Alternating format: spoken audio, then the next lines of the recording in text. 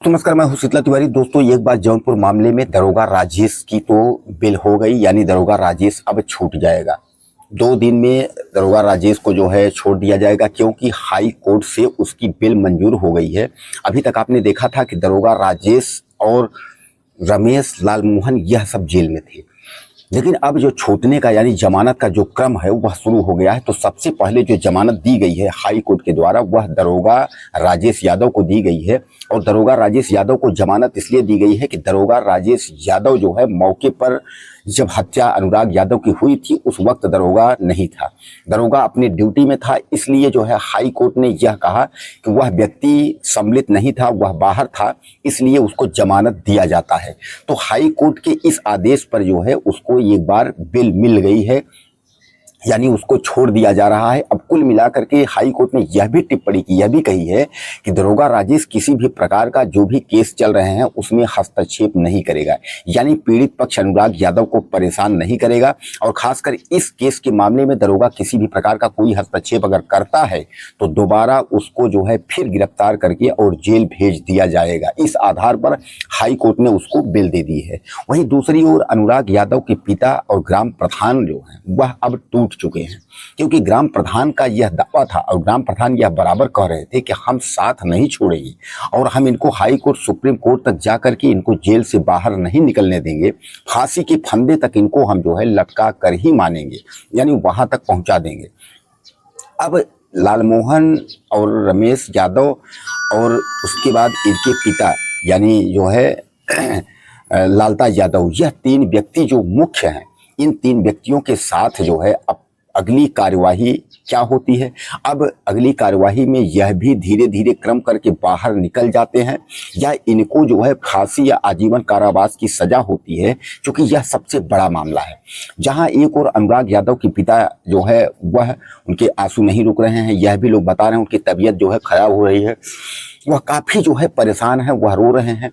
उनको यह लग रहा है कि अब जो यह विपक्षी है, जो हत्यारा पक्ष है, वह जेल से अगर छूट जाएगा वह फिर आएगा और फिर एक बार जो है वह गांव में आतंक जो है मचा के रखेगा। और हकीकत बात है कि जिस तरीके से लालता यादव का उस गांव में कबीर दूनपुर में जो आतंक था और जो दबंगई और पैसे की वजह से जो दबंगई थी वह भी आपको देखने को मिली, क्योंकि अनुराग यादव की हत्या के बाद कोई भी कार्यवाही नहीं हुई। सामान्य रूप से लोगों को पकड़ के जेल में डाल दिया गया। धीरे धीरे करके अब जो है बेल होना भी शुरू हो गई है। और सबसे पहले अगर दरोगा छूटा तो जैसा आप जानते हैं कि इसकी सीडीआर और तमाम जो है जो बातचीत का अगर दावा पेश किया जाए तो उस हिसाब से जो है यह मुख्य साजिशकर्ता के नाम पर इसको जेल भेजा गया था और मुख्य साजिशकर्ता दरोगा राजेश यादव है भी। लेकिन सबसे बड़ा सवाल ये है कि दरोगा राजेश यादव के बाद क्या अगली जमानत जो है वह लालमोहन की होगी या रमेश की होगी या लालता यादव की होगी।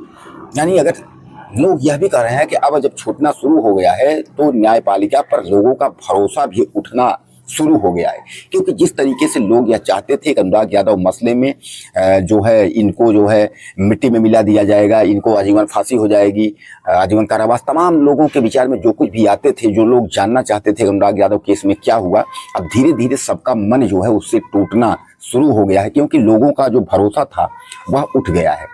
अभी तक तो इस तरीके की कोई सूचना नहीं थी, क्योंकि जिस तरीके से एक बार बेल की अर्जी दी गई थी लेकिन वह नामंजूर हो गई थी, इस पर लोगों में खुशी की लहर थी कि चलो कम से कम जो है अनुराग यादव के पक्ष में अगर नहीं कुछ न्याय मिल रहा है तो ये है कि ये अपराधी अंदर हैं और ये छूटेंगे नहीं। लेकिन किसी को यह अंदेशा ही नहीं था कि अचानक जो है हाई कोर्ट जब बेल दिया राजेश यादव की तो लोग जो है भौचक्का रह गए कि अचानक राजेश यादव की बेल हाई कोर्ट से कैसे हो गई। तो कुल मिलाकर के आप देख रहे हैं कि जहां एक ओर अनुराग यादव के पिता जो है परेशान है, वहीं दूसरी ओर जो अपराधी हैं यानी हत्यारे हैं उनके हौसले किस तरीके से बुलंद है। उनको यह लग रहा है कि कुछ भी हो धीरे धीरे करके जो है बाहर हम आ जाएंगे। अब ग्राम प्रधान भी जो है वह, हालांकि ग्राम प्रधान वीरेंद्र यादव जो है पीछे नहीं हटे हैं, वह कह रहे हैं कि हम मरते दम तक इनका साथ दूंगा, कुछ भी साजिश हो, कितनी भी साजिश हो, पीछे नहीं हटेंगे।